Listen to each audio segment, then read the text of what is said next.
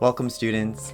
My name is Matthew Decker and I will be your instructor for this distance learning section of ENGL 233, the short story. While I have primarily been a professor of English composition and research courses at Montgomery College, my first love and my graduate work is everything literature, so I'm thrilled to return to my roots with this class and to embark on a new educational journey with you. This specific section of ENGL 233 will examine the short story as a literary art form that carries not only a plot-driven narrative, but also a dynamic subtext worthy of further exploration, shared discussion, and personal critical thinking. Short stories are not simply brief collections of prose shorter than a novel, for they are an entire landscape of social, historical, cultural, philosophical, political commentary and critique, and even activism, and that's only to name a few. They are products of a particular time and place that continue to impact today's readers and to cultivate new meanings and connections relevant to our modern experience. Most notably, short stories share a unique language, often termed the elements of fiction, that helps readers to unpack their individual meanings. Close reading for plot, character, setting, point of view, style, and theme in the assigned short stories will help our class establish a rewarding strategy for opening the text and closing it with a profound sense of the author's artistic talent, underlying motivations, contribution to public discourse, and more. And then to take it one step further into truly communicating with these stories and enhancing our own skills as readers and writers, literary theory and critical perspectives will offer unique windows from which to examine how short stories are shaped by context, as well as open to valuable efforts in reevaluation. Now, I'm certain that's a lot to take in, but I promise you I will be your guide and ally this semester. The general framework for this course will be especially navigable too. Each week you can expect 1 to 2 short stories will be assigned, perhaps accompanied by additional relevant critical readings. Reading quizzes will ensure all students are keeping up with the coursework and ready to share their responses to and interpretations of the text.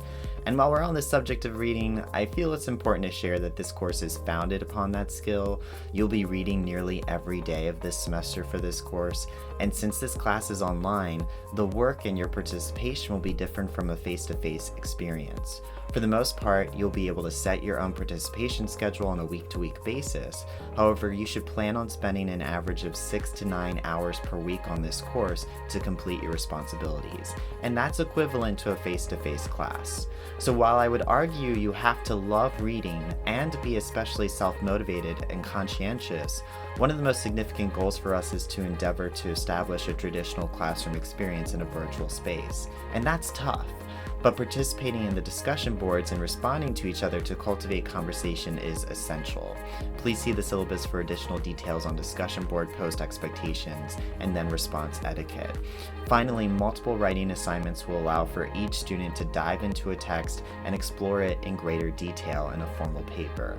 It will be especially important for us to establish the core skills and confidence needed to take on this course's signature assignment, a 5 to 7 page comparison essay with additional research and a focus on literary critical perspectives. Again, while this is not a traditional course where we have the benefit of seeing each other in person, I will be available online and during my physical office hours on the TPSS campus to meet with you and support you throughout your time in this course. I think the final topic I'd like to address before this class formally begins for you is the text.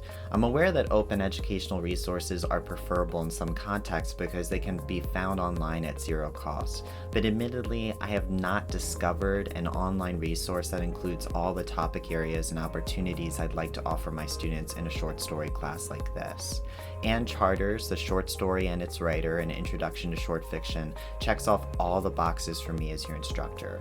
The short stories are a powerful collection written by a diverse set of authors, so you won't feel like you're reading the same type of story from the same type of person or voice. It is divided into 4 meaningful parts too: stories, commentaries, casebooks, and appendices, and we will explore all of them for different purposes this semester.